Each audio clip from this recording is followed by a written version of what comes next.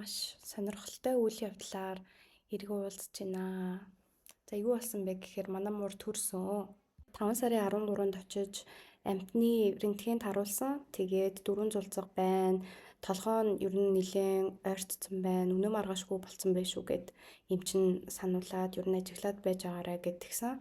Тэгээд 5 сарын 14 буюу маргаашийнхаа оройноос өвдөж эхлээд яад гэдэг үлээ дууншин гэдэг үлээ дууншиж эхлээд нэг царай хаман сонирн болоод ингээ байгаад байсан. Сүүл рүүгээ нилээ ойр ойрхон бацлаад тэгээд дэвсдэг памперсыг тавиад юм тухтай үүр бэлдэж өгсөн ч гэсэн тэрэн дээрээ төрөхгүй заавал хүнжил доогуур юм харанхуй газар орно гэд болдгоо. Тэгээд хүнжилтэй хамт зөөгөөд ингээд нойлын өрөөндөө оруулж ирээд төрүүлэхээр болсон. Эхний цулцгаан гарах гэж бас нилээ их юм болсон. 15-20 минут орчим базлаад дүүлээд тэгээд манай найз залуу нуруу цээж гидсийн нилээн илж өгөөд эцэст эхний цулцгаан маань амжилттай гарч ирсэн. 5 орчим минутын дараа дараагийн цулцгаан маань гараад ирсэн. Тэгээд жижика ер нь айгүй мундаг байсан. Нэг төрж байгаа муурнуудын бичлэг үзэхээр бүр айхлал амар өрөвдмөр байсан. Тэгээд жижика болохоор ер нь бараг чимээ гарахгүй харьцангуй айгүй хурдан даваад ингээд хоёр дахь цулцгаан нь гарч ирсэн. Тэгээд эмчийнхэн сануулсан зүйл бол дараагийнхын цулцгаан бол эхний төрөлтөөс ер нь 30 минутын дотор төрсөн байх хэрэгтэй байдаг. Тэгээд нэг цагаас хэтэрх юм бол ер нь яаралтай малын эмчит авчиж үзүүлээрэ гэд тэгдэм байлээ. Цулцгаанууд нь гарч ирэхдээ ингээд ихстэйгээ гарч ирээд ихсийг нь бүгдийн өөрөө долоогоод идчихдэг. Тэгээд энэ нь болохоор зэрэг эргээд мал амтан тэнхээ орох тэгээд сүү ороход нэлээд чухал үүрэгтэй байдаг гэсэн. За ингээд байж байгаа 4 зулцгаан дөрүүлээ 9 минут амарчаад сэтгэл санаа нэлээд тайвширсан.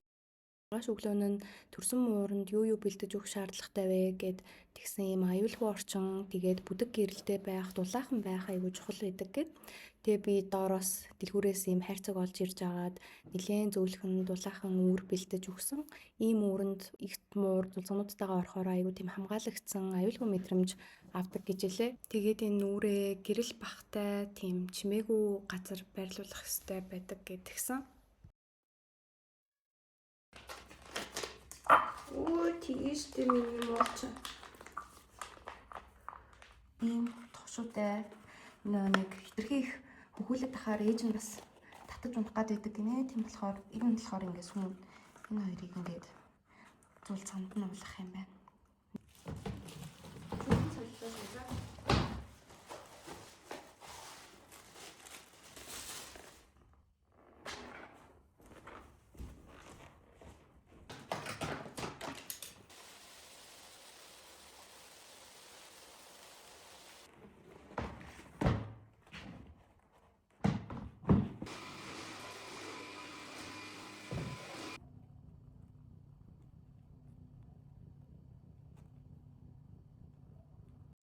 Цулцгаануудад навсын зориултын сүү хэрэг болоогүй. Ээж нь өөрөө сүүтэй байхад энийг заавал уулгах шаардлагагүй юм билээ. Жижика маань өөрөө энэ сүүгээ ууж байгаа. Төрснөөсөө хойш цулцгаануудынхаа хажуугаас салахгүй байх болохоор хоол айгүй муу идээд байсан. Их мууранд уурглах хоол айгүй чухал байдаг гэд. Бүдэн шувууны өндөг сайн байдаг гэхээр нь авч өгөөд идүүлсэн чинь ашгүй айгүй дуртай идчихлээ. Жижика ээж болох ямар хөө байна да. Надарсан биз дээ. Ингээл ер нь ээжтэй нь алдаад тэгээд би биен дээрээ ингээд овоохоо олоод унтчих юм билээ. Амар хөөрхөн.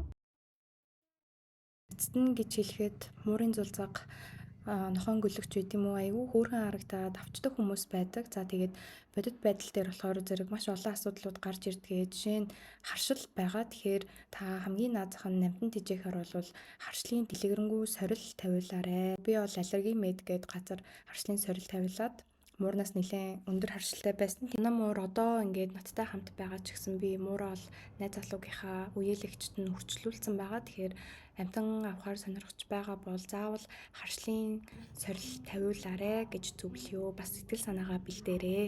Тэгээ өнөөдрийн бичлэгийг маань үзсэнд баярлалаа.